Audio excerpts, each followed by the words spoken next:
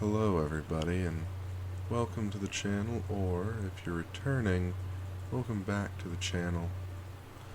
If you enjoy the content that you hear tonight, then please feel free to hit the like button and leave a comment, as every little bit does help in the algorithm. If you really like my content, whether or not this is your first video or you've been listening to me for a short time, then please consider hitting the subscribe button and ringing the notification bell, as it'll keep you updated whenever I release new content and upload new stories. If you have any stories that you yourself would like to have read on this channel, then please send those in to ashes2ashes, dust2dust, stories@gmail.com. You'll find the correct spelling of that in the description of this video. If your story does get read on this channel, I will give you a shout out to either your name or to your internet handle, both in the video and in the description below the video that it's in. And now, without further ado, let's get into tonight's scary stories. The Girl in the Mirror. I was about the age of 13 when this story took place. I lived in an old house just on the outside of a large city, and was surrounded by cornfields and forests. I had lived there all of my life before this happened. It was a dreary summer night, which is mostly normal for the place I live in. But on this particular night, something just felt off. I had come home from soccer practice around 6 p.m., and my parents always had me in bed by 8. The night went on as usual. I ate dinner, played with my little sister, and did some weightlifting before bed. I got into bed around 7:45. This story will make better sense if I tell you some things about me. I'm a restless sleeper.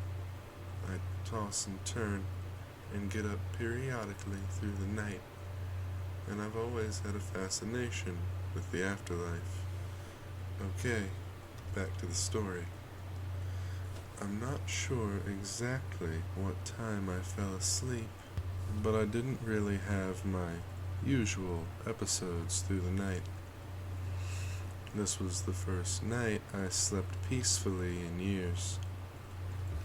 I was suddenly awoken by a strange noise coming from the bathroom in my bedroom. Since I had to use the bathroom anyway, I decided to go check it out. I thought it might be a mouse or a bat, since we live in the country and the house is old and has holes in the older walls. I went in the bathroom. I didn't see anything, so I proceeded on my way to pee. After peeing, I washed my hands and face, and when I was washing my face, I looked up at the large mirror that overhangs my sink. Since there was still water in my eyes, my vision is blurry, and I couldn't really see much, but I thought I saw something behind me.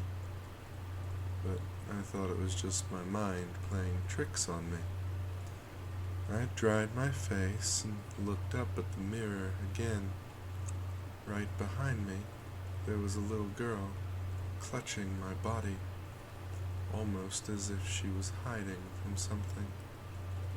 Her ghostly outline scared me at first, but as I kept looking, I could tell that whatever was scaring her was coming from the basement. So I walked to my basement door, and I opened it slightly at first, because I was very scared of what might be behind it. This being said, I've lived in this house my entire life, and have never been in the basement. My dad mentioned to me that it had 3 separate parts, all separated by small windows that you could barely fit through. So I walked down the basement steps and got down to the bottom where the light switch was. I turned it on, and all seemed like it was okay. That's until I heard what sounded like crying from one of the other parts of the basement. In my mind, I was thinking, fuck this shit. But in my heart, I knew I had to see what it was. So I ventured through the part of the basement, and the light couldn't reach the other side where the other room was. It was pitch black. I still heard the crying, but since it was so dark, I couldn't see anything. Something gave me the urge to go to the far corner of the room, because the way the moonlight reflected off of the floor, you could kind of see with the little light you had. I walked over to the corner and stared directly in the middle of the room. There in the middle of the room was a chair.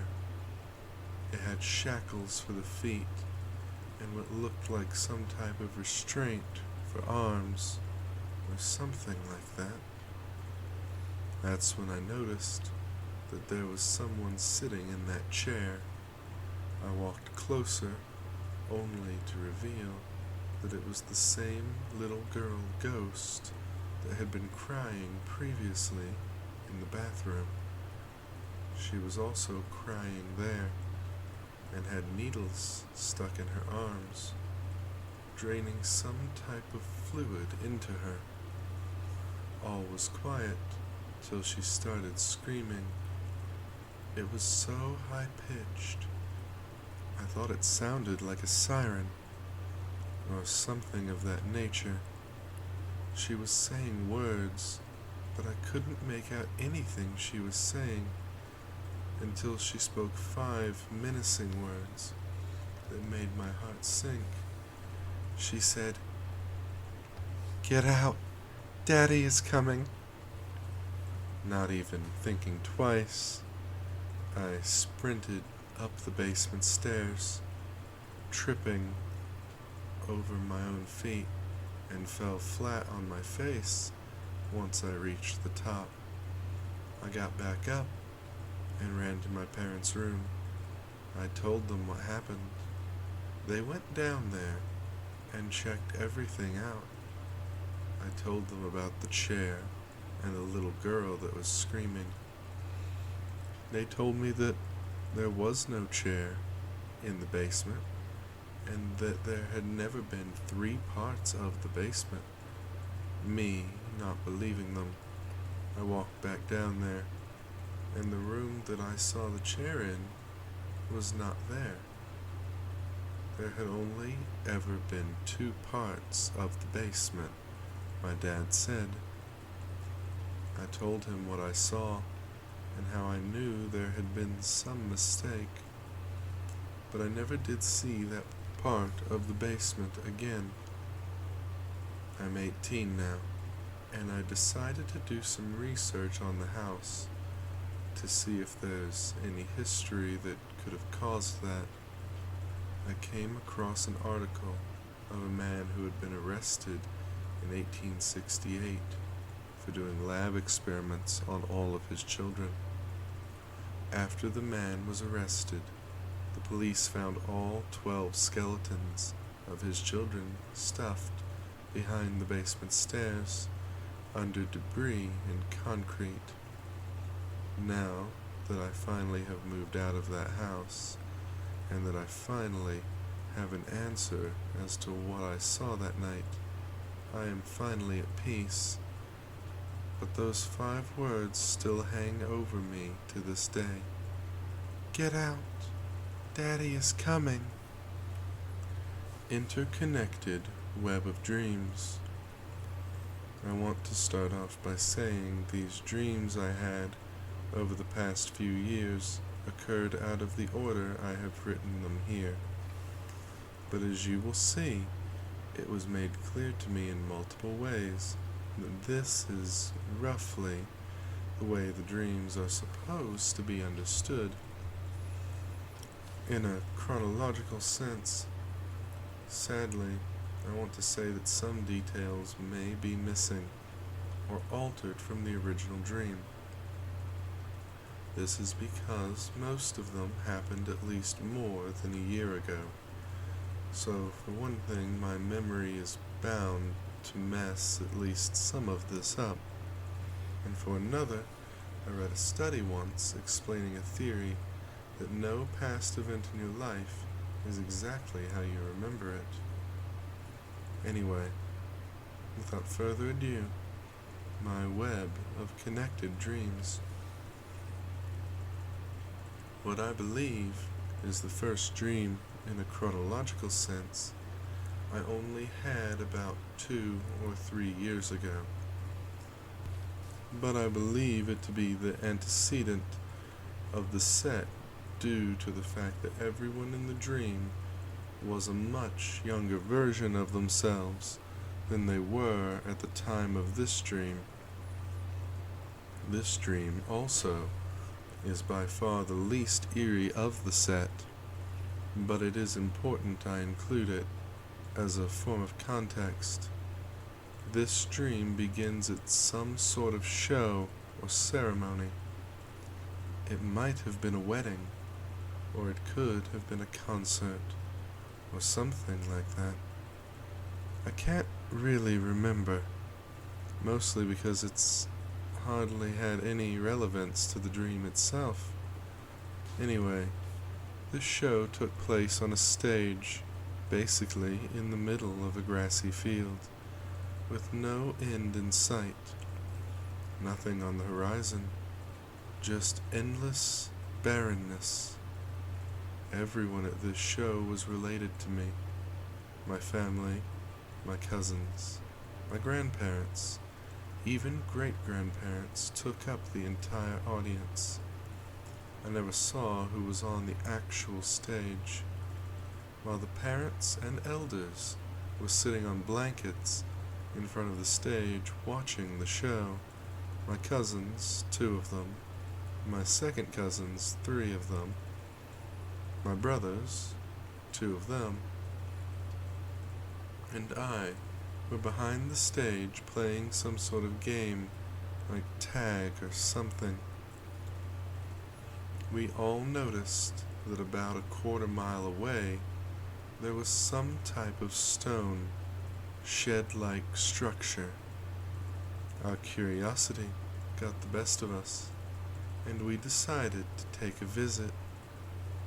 There was no door on this structure, and it was only about 7 meters wide and 10 meters tall, or something like that.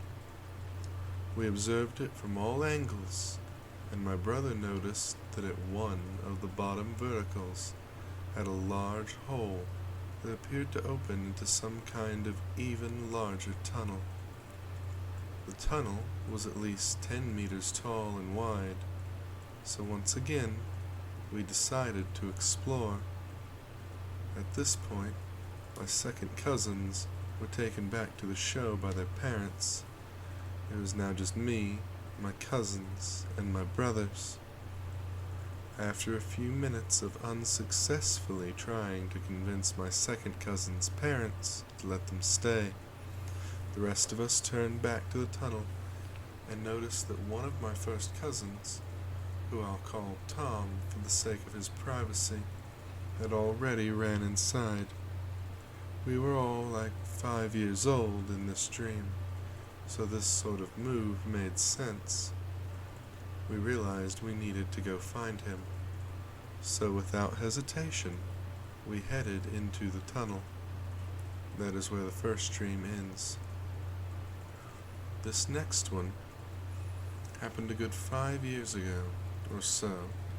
I know it takes place next, because the same people were present. Tom was still missing, and we had just entered the tunnels.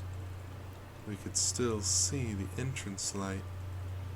We walked for a while, and eventually it got dim, but scattered throughout the tunnel were torches on the walls. We came to an intersection between the paths and decided to split up. Me and my youngest brother, who I will call John, went right, and my other cousin and other brother, who I will call Lucy and Steve, went left. John and I walked for at least an hour, through plenty of twists and turns. The tunnel slowly got a lot deeper into the ground, and we eventually came to another intersection. We decided the best idea would be to stick together, so we just both went left together. There was a sharp turn, almost 80 degrees, with a strong source of light coming from around the bend. We slowly peeked around the bend and saw this strange sort of creature.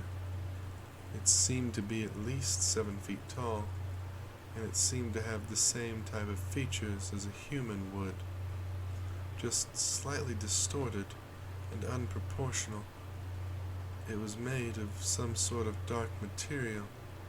I can only describe its skin by saying it appeared to be made of some type of root.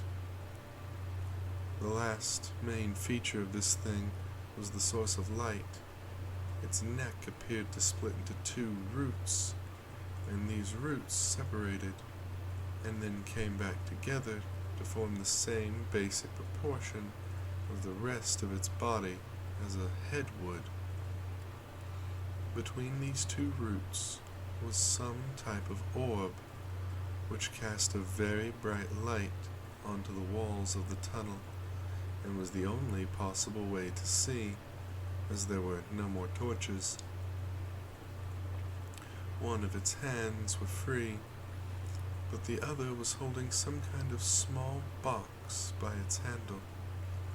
It didn't see us, as it appeared to be walking in the opposite direction from us, but it seemed to hear us as it began to turn around, before John and I ran in the other direction.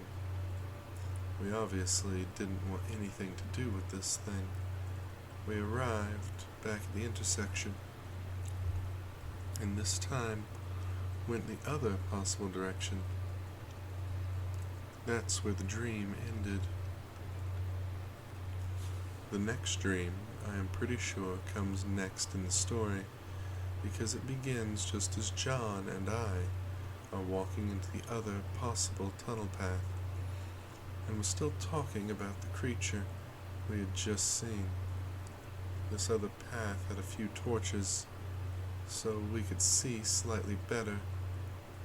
This tunnel led into a very large, open area, at least the size of a baseball stadium. We were pretty deep, but it expanded to the surface and had holes in the top with sunlight shining through, so it was fairly bright. On the other side of this opening were my parents. Strange, since they were watching the show. Lucy and Steve. This meant that most likely all the pathways eventually led to this room. John and I ran our way over to the others, and they were sitting in old wooden chairs around a large rock, flat enough to be used as a table. We talked for a while, trying to figure out what was going on. John said at one point, "I'm hungry. Did anyone bring snacks?" My dad pointed over to an area where someone appeared to be selling food. I walked over with John, and it was some tall, pale man I didn't recognize. He was mumbling about a box, and my guess was that he meant the box the creature from before had had. We asked for food, and he yelled at us, demanding we leave the castle. At this point, some loud, booming sound, almost like a creaking door, but deeper and more explosive, if that makes sense, echoed through the cave. My relatives and I looked around, slightly terrified, trying to find the source of this sound, and the pale man whimpered and ran into one of the tunnels. John and I ran back to the other side of the table. That's where that dream ended. The penultimate dream in the series was by far the most frightening for me. It's hard to put into words exactly what happened in this dream, and it probably won't have the same terrifying effect through writing, but I'll try my best. As soon as I arrived back at the table with the rest of my family members, a blinding flash of light came through the seams in the surface of the cave, and when the brightness had worn off, the cave had become pitch black, or so I had thought. I was no longer in the cave, as far as I know. I could have been in some void, for all I can tell. All I know for sure is that I couldn't see anything. Pitch black, with faint fog blocking me from seeing anything more than a few feet from me. I walked around for a moment, calling my parents. Suddenly, another one of those creatures came running at me from out of the fog, scaring me out of my wits, and just before colliding with me, disappeared into a cloud of smoke. A few moments later, this happened again, but the creature made some sort of muffled yelling noise. The yelling sounded almost human, as if a human was trapped under the roots the monster was composed of. This happened a few more times, each time getting louder and more frequent. The other thing I noticed was that the fog turned into some type of indescribable mist, similar to the noise or static of a TV screen with no signal. After what felt to me at the time like hours of this alone, all the fog, all the monsters, everything vanished. I was in the dark again, unable to see anything except for a small box in the distance. A small box with a handle. I knew from looking at it that it was the one the first monster had. It seemed to have some glow emitting from it. I started to walk over to it. I started hearing faint whispers saying something like, "The cure." The closer I got to the box, the more repetitive and louder they became. This seemed to overlap each other by the time I had reached the box. I reached down to grab it, and I heard the same booming echo I had heard before in the cave. It was definitely louder this time. I also saw a bright flash of light, and that is where the dream ended. The final dream in the series is actually the first nightmare I ever had in my life. Now, I place it here at the end, and you will see why in a moment. But I honestly do not have any idea where this dream places in a storyline sense. I do not recommend reading into this dream to try to figure out what it all means. It will only give you a headache, as it did for me. Without further ado, my final dream. The dream starts off on regular planet Earth. A strange setting considering all of the other dreams. I was in Tom's neighborhood, and I was on my way to his house. I had the box in my right hand, and it had a note taped to the top labeled Tom. As I approached his house, I noticed birthday balloons, so I knew it was Tom's birthday. I appeared to be the first one to arrive, though, since there were no other cars around the house other than his parents.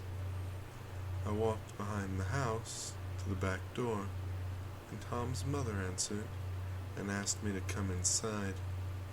I walked past her, and Tom was behind her. This is where this dream became a nightmare for me. I saw Tom, and there was obviously something very wrong with him. He was slightly hunched over, but just enough to look slightly inhumane. The other problem was that his face had some strange texture.